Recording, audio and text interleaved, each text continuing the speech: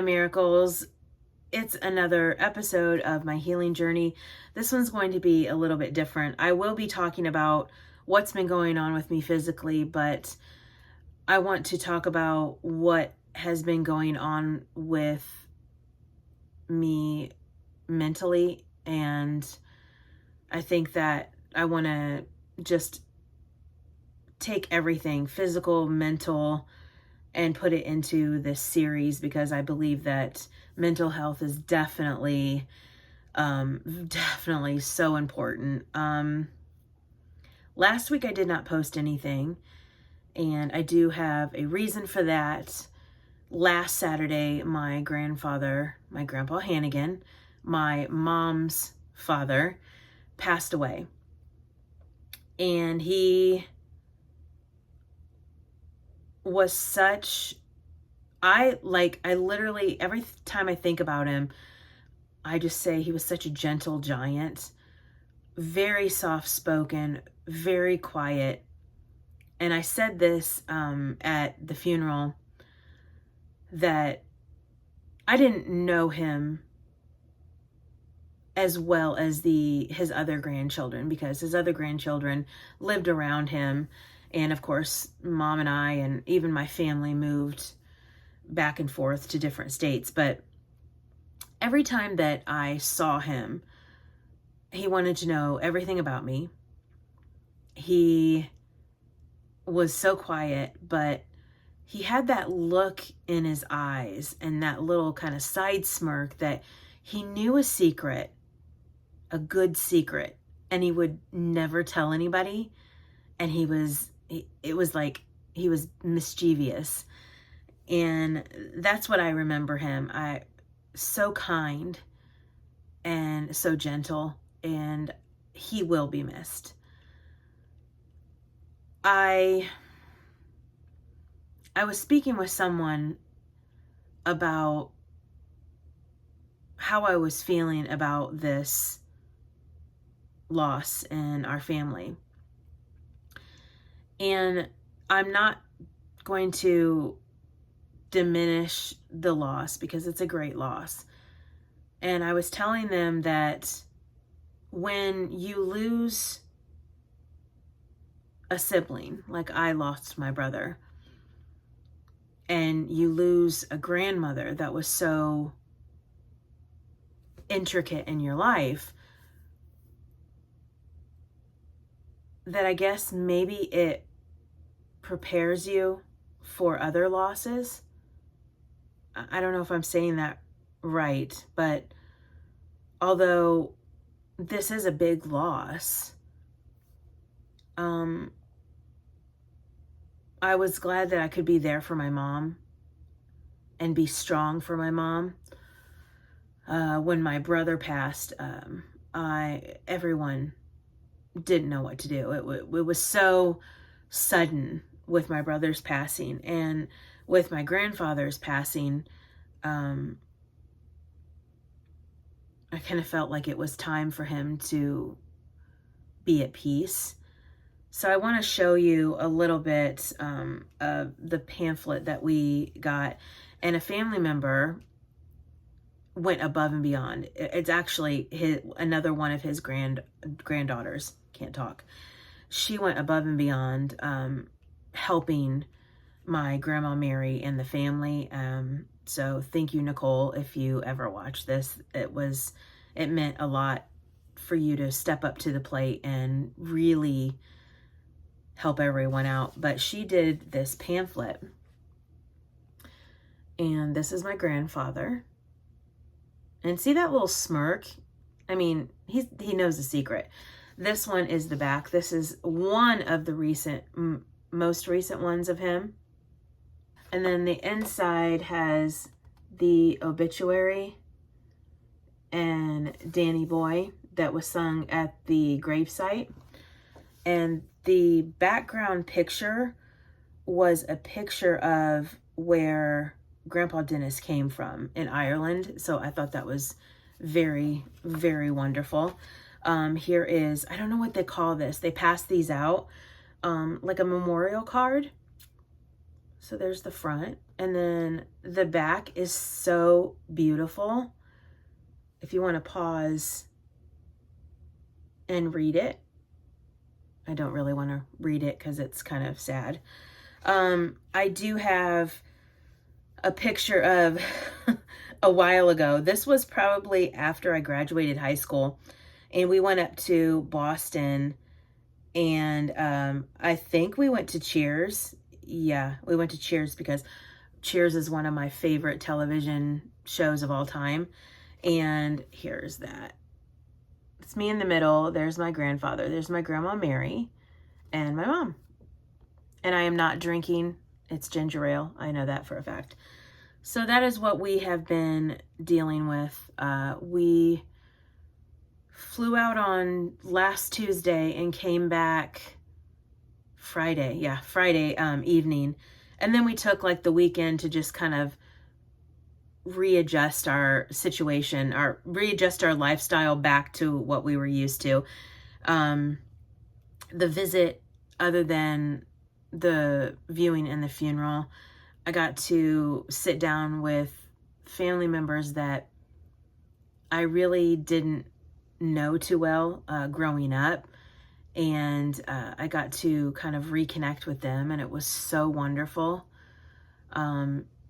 He brought everybody together, and I think the family that I have in Boston is amazing. Yes, granted, everybody has their own lives, but they were so accommodating. They were so kind. I kind of know where I get my mouthiness from, but, and they were so funny and just kind of bent over backwards for us, even though we really didn't talk to them all the time, or, you know, we weren't really involved in their lives. They just called us family, which we are. And I don't know, I just, I feel very connected to them up there. So hopefully in the future, under better circumstances, I can go, or Mom and I can go up and visit and see Boston and go back to Cheers and learn the history of Boston, because I've always been fascinated with that city. So it's been a rough week, and yeah, it's another sad loss. My grandma Mary, they were married 63 years. 63 years. And thank goodness my Aunt Karen lives downstairs of the house, so she can, you know, watch my grandma and stuff. But I can't even imagine losing your spouse when the last few years you were taking care of them like nonstop. So worried about her, but she's Italian. She's very strong, and I think she'll get through this with her children. Her children stop by all the time and everything. I had a dermatologist appointment I had to cancel, and then I have to reschedule a rheumatologist appointment for next week. So I'm hoping to get back on track. Going up there, and it was cold, but it wasn't like unbearably cold. My joints were a little on the bad side, of course, but it wasn't unbearable, which thank goodness it wasn't. I came back, and today I've got like a pain in my side. But other than that, just, you know, catching up on laundry. Yeah, you don't really know what to say about a death in the family, you just kind of try to move on and grieve the best that you can. So that is my healing journey. I don't know what else there is to say. Mom is doing fairly well. I think she is the strongest person I know. And she's kind of like me. She wants to grieve in private. We both love him very much and know that he really is in no more pain, and that we said this many times during our visit, that him and my brother are up there raising heck. My brother probably has a karaoke machine up there, and my grandpa's just sitting back in his recliner watching sports, and they're just happy to be together. So, a good thing, a very humbling thing, was that when we were still here getting things together and getting flights together, my Aunt Karen called and asked if they could put a picture of Paxton by my grandpa's casket. And that was so humbling, and that was so beautiful and wonderful. And they had a little table with a yellow rose and a satin ribbon underneath my brother's picture, and it was so touching and so moving. And then we got to put Paxton's picture in the casket with my grandfather, so that they could be together. So that was beautiful. Those little things really touch my heart and make me thankful for family and people that put forth the effort to care and to love one another. So that was, I guess that's one thing that I took from this, was that the family that cares about you and the family that reaches out and wants the best for you and wants to see you and wants you to visit and put forth, like, they put forth the effort to include you and just to love you, is very important as you get older. So yeah, I hope you like this video. And if you are going through any kind of grieving process, I am right there with you. I know how it feels. Whether you lose a grandparent, a sibling,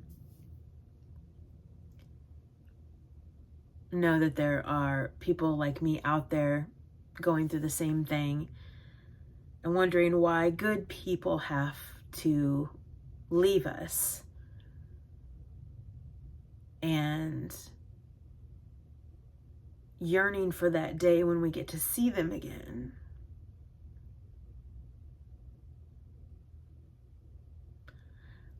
That's what I look forward to, is seeing the people that I love unconditionally again. That's a happy thought. So I hope you like this video.